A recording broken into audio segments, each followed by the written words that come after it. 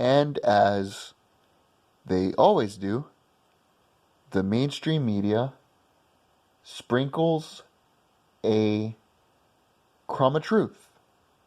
Like I said, all this information's out there. If you listen to the right sources, if you research the right stuff, you will know ahead of time what is going to come to fruition.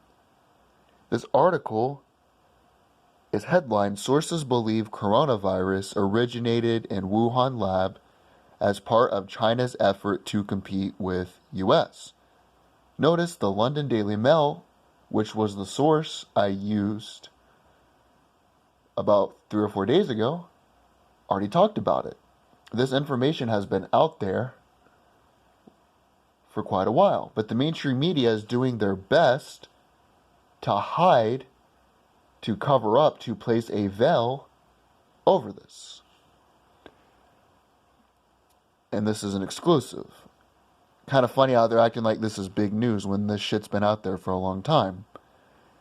There is increasingly confidence that the COVID-19 likely originated in a Wuhan laboratory.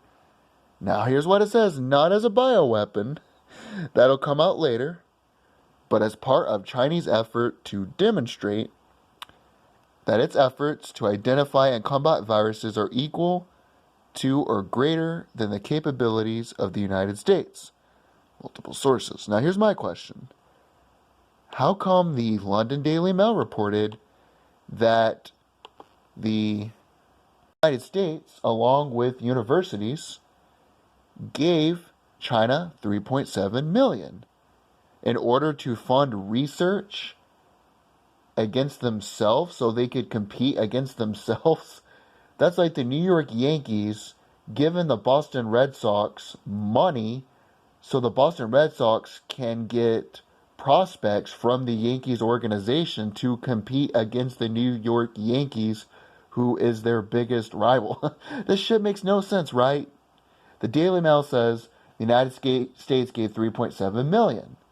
It lists universities, Alabama, some of the other universities that help fund the research, along with the National Health Institute, which is led by Fauci. But according to Fox, it was created in a lab, but the U.S. had no involvement, and China was doing it to compete against the United States. Again, this is why I don't watch the mainstream media. They're full of shit.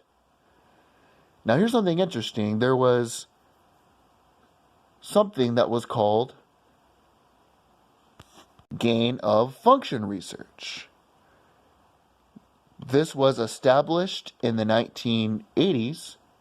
It was shut down, and then it started again in 2017.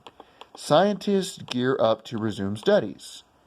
Research projects were paused will now be reviewed, and the ones that clear the process will be able to proceed with appropriate risk. Now, what is this? It's Virology Research Group at the University of Wisconsin. Propose experiments they couldn't do during the funding pause.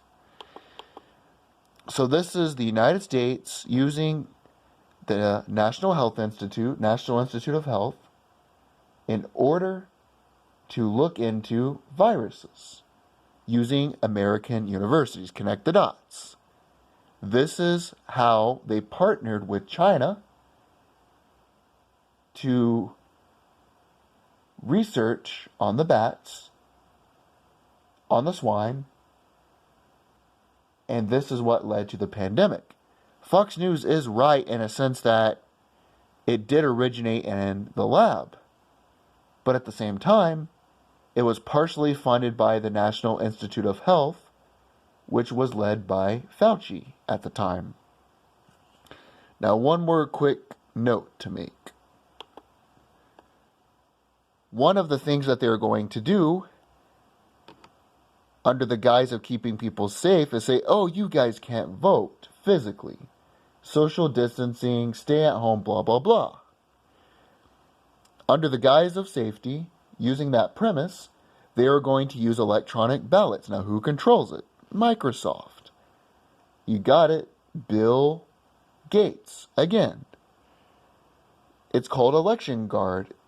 According to Microsoft, Election Guard is a set of open source software components that can be used to create and publish end-to-end variable elections, as well create a publishable artifact for ballot comparison audits. So there you have it. Microsoft is the sole corporation that gets to use the software in order to be able to count the votes, in order to get Joe Biden elected as president, or Trump reelected. Who knows what they're going to do? But the point is, they now control the elections electronically, and under the guise of stay at home, under the premise of keeping people safe, Microsoft will have a huge hand in deciding your nominee. There you go. Fox News sprinkles the truth, tries to give the National Institute of Health denial, probable denial, and then Microsoft is going to have a huge hand in who gets elected this election cycle.